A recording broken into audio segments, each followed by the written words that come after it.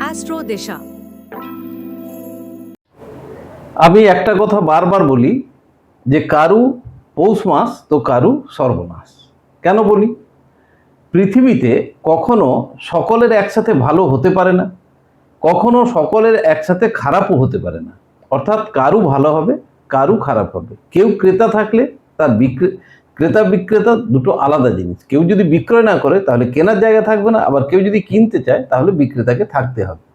আমি কারুকে দিলাম, নেওয়ার লোকও তো থাকতে হবে, আবার নেওয়ার লোক থাকলে দেওয়ার লোকও থাকতে হবে। পৃথিবীর সিস্টেমই এইটা।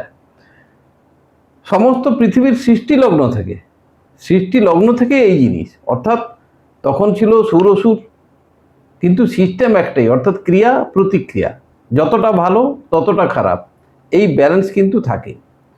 এই কথা বলার একটাই কারণ, সেটা হলো যে অনেক চ্যানেল অলরেডি আপনারা দেখে ফেলেছেন। 1 জুন অর্থাৎ গতকাল থেকে বৃহস্পতি, দেবগুরু বৃহস্পতি, তিনি তার উচ্চস্থ পজিশনে এসছেন দীর্ঘ 12 বৎসর পর। এখানে একটা কথা বলে রাখি, উনি 12 বৎসর পরেই আসেন, এতে অবাক হওয়ার কিছু নেই। কারণ কি, প্রত্যেকটি ঘরে এক এক বছর থাকার পর উনি 12 বছর পরেই ওই ঘরে আসেন, এতে অবাক হওয়ার কিছু নেই। এটা খুব কমন জিনিস, এটাই হয়, এটাই সিস্টেম। তো উনি যে পজিশনে আছেন, অর্থাৎ কর্কটে প্রবেশ করেছেন। কর্কটে প্রবেশ করার সঙ্গে সঙ্গে সেই স্থানটি তার উচ্চস্থ স্থান।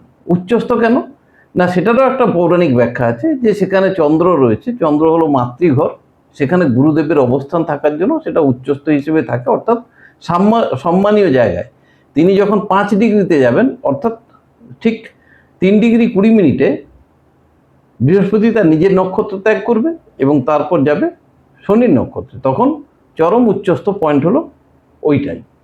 সেটা আমরা সবাই জানি, আর সেটা নিয়ে আর ব্যাখ্যা বাড়িয়ে লাভ নেই। কিন্তু যেটা দরকার হচ্ছে আমাদের, সেটা হলো তত্ত্ব কচকচিয়ে তো লাভ নেই, আমাদের জানতে হবে যে আমাদের ভাগ্যগুলো কোন খাতে বইবে। অনেকেই বলেছেন অলরেডি, আমি দেখেছি যে বৃহস্পতি তার উচ্চস্থ পজিশনে এসছেন, এইবার থেকে সকলের ব্যাপক উন্নতি। আবার কেউ কেউ তো বলেই বসে রয়েছেন যে পূর্বজন্মের ফল নাকি এবারে হিসেব হবে। মানে কন্টেন্ট মেকারদের কন্টেন্ট দেখলে হাসিও পায়, বলারও কিছু থাকে না, যে যেভাবে পারে কামিয়ে যাক। কিন্তু আমার একটাই প্রিন্সিপাল, সেটা হলো সত্যিটা সত্যি করেই বলো। তাতে আমার ভিউয়ার কমে যায় অনেক সময়, আমার তাতে কিচ্ছু যায় আসে না। যারা নতুন এই চ্যানেল দেখবেন তারা ইচ্ছে করলে সাবস্ক্রাইব করবেন, নইলে পাস করে চলে যাবেন, কোনো অসুবিধা নেই। তো আজকে আমি বলবো প্রথম 6টি লগ্নের, রাশি নয় কিন্তু, প্রথম 6টি লগ্নের, অর্থাৎ মেষ, বৃষ, মিথুন, কর্কট, সিংহ এবং কন্যা, এই 6টি লগ্নের প্রথম 18 দিন। কারণ কি, তারপরেই শনির নক্ষত্রে ঢুকবে, ফল পাল্টে যাবে। একটা ঘরে 3টে নক্ষত্র থাকে, সেই 3টে নক্ষত্র অনুসারে 3 রকম ফল পাওয়া যাবে। সুতরাং আজকে আমি প্রথম 6টি বলবো, ঠিক এরপর 2 দিন পরে যে এপিসোডটি হবে তাতে বাকি 6 জনের আমি বলবো 18 তারিখ পর্যন্ত। তারপর শনির নক্ষত্র এলে আবার আমি বলবো। কারণ কি, পারফেক্টনেস থাকাটা খুব জরুরি, যদিও সেটা 100% হয় না। কেন হয় না তাও ব্যাখ্যা করবো। তাহলে শুরু করি, সঙ্গে থাকুন।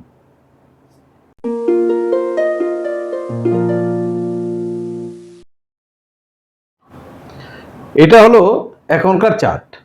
এখানে আমরা পরিষ্কার দেখছি কি, এই যে চার্টটা 1 তারিখে বানানো, বৃহস্পতি ঢুকেছে সবে 11 ডিগ্রিতে। এবারে বাকি প্ল্যানেটগুলো যেমন যেমন আছে। এবারে এখানে মঙ্গল দৃষ্টি দিচ্ছে, 1 2 3 4 চতুর্থ দৃষ্টি দিচ্ছে। ফলে বৃহস্পতি এই ঘরটার ফল দেবে এবং এইটার আর এইটার, অর্থাৎ মীন, ধনু এবং কর্কট। কারণ কি, এ দুটো হলো তার নিজের ঘর এবং এটা এখানে বৃহস্পতি অবস্থান করছে। আর মঙ্গল এটার ফল দেবে, অর্থাৎ তার নিজের ঘরের ফল দেবে, বৃশ্চিকের এবং মেষে অবস্থান করছে। এবং দৃষ্টি দেওয়ার জন্য, চতুর্থ দৃষ্টি দেওয়ার জন্য টোটাল ফল কিনতে হবে। এই ঘরটার ফল, এই ঘরটার ফল, এটার ফল, এটা ফল, এই ফল। এই ফলগুলো নিয়ে যে কম্বিনেশনটা তৈরি হবে, সেই কম্বিনেশন রেজাল্টটি সেই কম্বিনেশনের রেজাল্টটি কিন্তু সবাইকে পেতে হবে যাদের বৃহস্পতি দশা বা অন্তর্দশা চলছে। এইবারে এখানে একটা কথা বলে রাখি, বৃহস্পতি বছর রয়েছে 0 ডিগ্রিতে। এখানে ভাবের কথা না বললেই নয়। কারণ কি, এই 0 ডিগ্রিতে তো কারো ভাব নেই, খুব আছে 2-4 জনের থাকবে। যেমন এখানে যদি কারো 0 ডিগ্রি থাকে, তাহলে এটা কিন্তু চতুর্থভাবে চলে এলো, অর্থাৎ মেষ লগ্ন যদি ধরি, আমরা সবসময় দেখি যে 15 ডিগ্রি ধরে বা 1 ডিগ্রি ধরে আমরা চলি, কিন্তু আপনাকে ভাবটা দেখতে হবে। অর্থাৎ মেষ লগ্ন থেকে এখানে 4-এ ঢুকে গেছে, হিসেব মতো লাইন পাল্টেছে মানে 4-এ ঢুকেছে, কিন্তু আপনার যদি এখানে 10 ডিগ্রি বা 15 ডিগ্রি থাকে, আলটিমেটলি এটা কিন্তু 4-এ ঢোকেনি, 3-এর থার্ড ভাবে বসে রয়েছে। এই জিনিসটা কিন্তু মিলিয়ে নেবেন, না হলে কিন্তু রেজাল্টের ক্ষেত্রে একটা ডিফারেন্স কিন্তু আসবে। যার জন্য ওটা কিন্তু সবসময় আপনাকে অ্যাস্ট্রোলজারের সাথে জেনে নিতে হবে, অথবা আপনাকে নিজেকে দেখে নিতে হবে বা জিজ্ঞেস করতে হবে যে আমার কোন কোন ভাবে বসে রয়েছে। কারণ কি ভাব একটা বিরাট জিনিস, যেটা আমাদের খুব খুব চিন্তায় ফেলে দেয়। কারণ কি ভাব যদি ঠিক না থাকে তাহলে রেজাল্ট মেলার সম্ভাবনা কমে যায়। তবুও আমরা একটা আভাস দিলাম, আপনারা মিলিয়ে নিন, অসুবিধা হলে নিশ্চয়ই ফোন করবেন। নমস্কার, আমি বিশ্বজিৎ, আর আপনারা দেখছেন অ্যাস্ট্রো দিশা।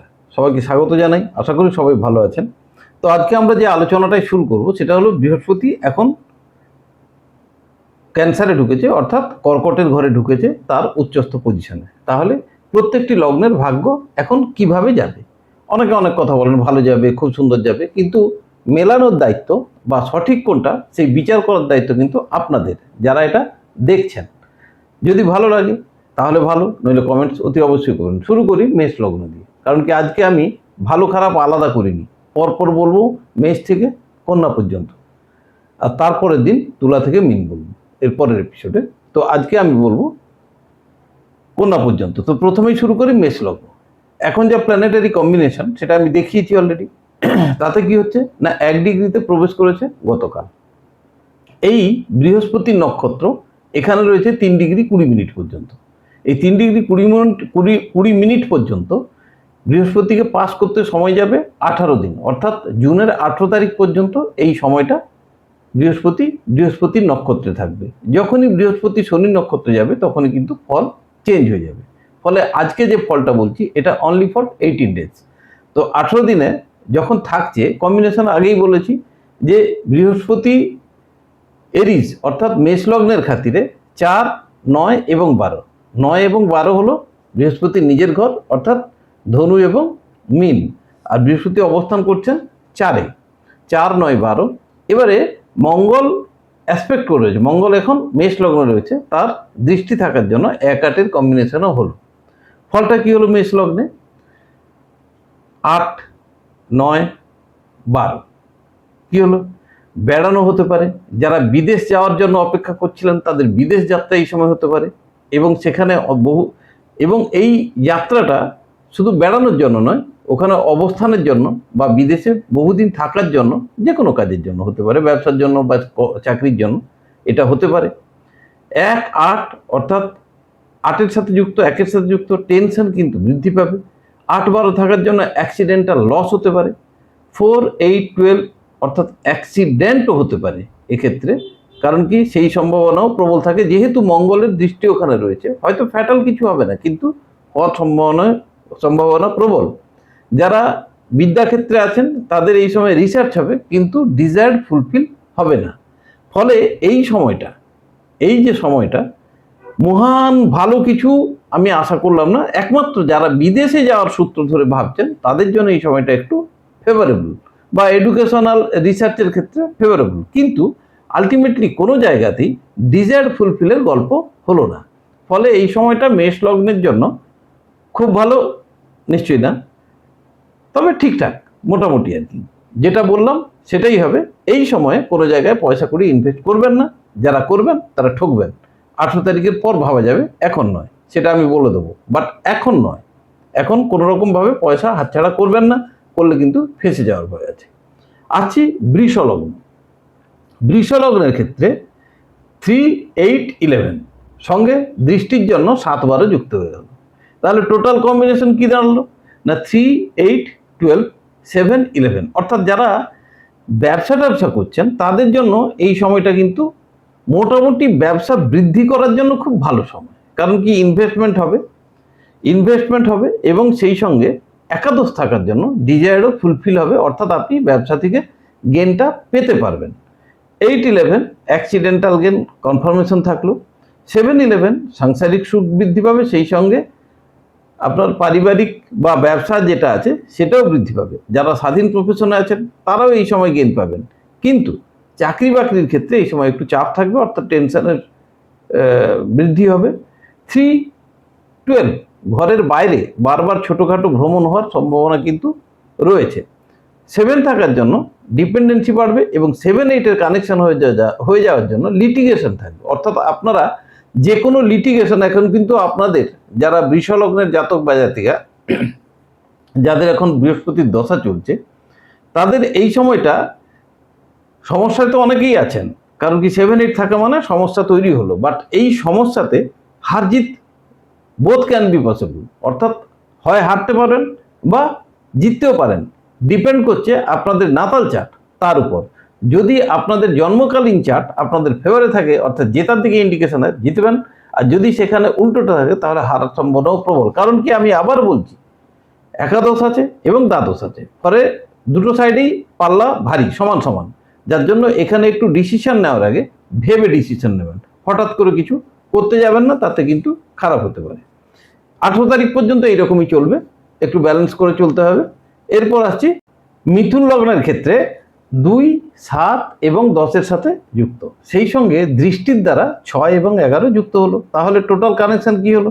2, 6, 7, 10, 11, অর্থাৎ এই যে 5টি ঘর বললাম, এই 5টির ঘর আপনি রেজাল্ট দেবে। এদের কম্বিনেশনের যে রেজাল্ট হবে সেই রেজাল্টই আপনি পাবেন। কখন? যাদের বৃহস্পতির দশা বা অন্তর্দশা চলছে তাদের ক্ষেত্রে, অন্যান্যদের ক্ষেত্রে নয় কিন্তু। তাহলে কি হচ্ছে? 2, 6, 7, 10, 11। দেখুন, 2, 6, 10, 11, অনেকে চাকরি পাবেন, অর্থাৎ কর্ম এই সময় আপনাদের খুলবে, এবং অনেকে বহুদিন ধরে যেটা হয়নি সেই ফল কিন্তু এখন পাবেন। বহুদিন ধরে বেকার ছিলেন, ব্যবসা করার কথা ভাবছিলেন বা ব্যবসা বৃদ্ধি করার কথা ভাবছিলেন, এই সময়টাই ঠিক, একদম সঠিক সময়। কর্মক্ষেত্রে সুনাম আসবে, আর্থিক শ্রীবৃদ্ধি ঘটবে, ব্যবসায় উন্নতি হবে, চাকরি যারা করেন তাদেরও উন্নতি ঘটবে, অর্থাৎ সমস্ত ক্ষেত্রের জাতক জাতিকারা কোন লগ্ন? মিথুন লগ্ন, এই সময়টাকে সঠিকভাবে ইউজ করুন। এই পার্টটা হয়তো কিছুদিন ধরেই চলছে, কারণ ভাবগতভাবে হয়, আর এই সঠিক সময়টাকে সঠিকভাবে ইউটিলাইজ করুন। খুবই ভালো সময় যাবে যদি আপনাদের বৃহস্পতির দশা বা অন্তর্দশা চলছে তাদের ক্ষেত্রে। ফলে এই সময় মিস করবেন না, প্রতিদিনের কাজ প্রতিদিন শেষ করুন, আগ বাড়িয়ে কাজ করুন। যে কাজগুলো ডিউ অনেকদিন ধরে করবেন ভাবছিলেন, সেগুলো এই সময় করে নেওয়াই উচিত। খুব ভালো সময় আপনাদের জন্য, সত্যি সময়টা খুব ভালো। এরপর আসি কর্কট। কর্কটের ক্ষেত্রে কানেকশন হচ্ছে কি? 1, 6, 9, দৃষ্টির দ্বারা 5 এবং 10। তাহলে কি হলো? 1, 5, 6, 9, 10, 1, 5, 6, 9, 10।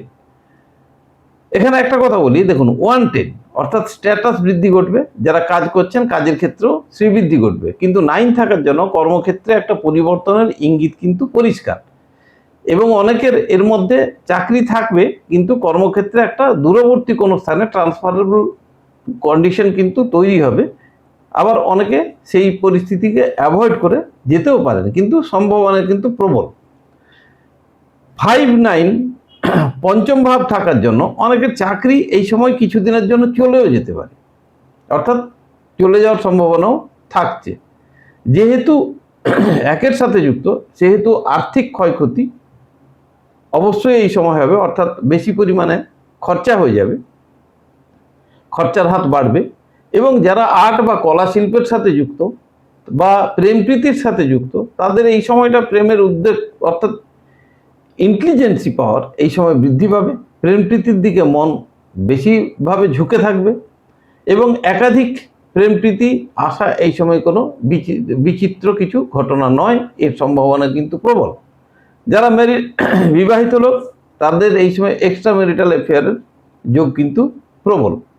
গৃহসুখে খানিকটা বিঘ্ন ঘটার সম্ভাবনা রয়েছে। ফলে এই সময়টা মিথুনের, আমি বলবো না খুব ভালো, সাবধানে থাকুন, স্ট্যাটাসটা ধরে রাখুন। 18 দিনের ব্যাপার, এরপর আবার কেটে যাবে। সিংহর ক্ষেত্রে যে কানেকশন হচ্ছে 5, 8, 12 এবং দৃষ্টির দ্বারা 4, 9, ফলে সিংহর এই সময়টা কিন্তু খুব একটা ভালো থাকার কথা নয়। কারণ কি, 5, 8, 12 মানে 5, 8, 12, আবার 5, 9, 12 ফলে অবস্থা, ফাইন্যান্সিয়াল কন্ডিশন খুবই তলানিতে ঠেকেছে যাদের বৃহস্পতির দশা বা অন্তর্দশা চলছে। এই সময় খরচার হাত না বাড়ানোই ভালো, কিন্তু আটকানো যাচ্ছে না বা খরচা করার মতো স্থিতিও নেই। এই কন্ডিশনটা বেশি দিন না, আর 18 তারিখ পর্যন্ত।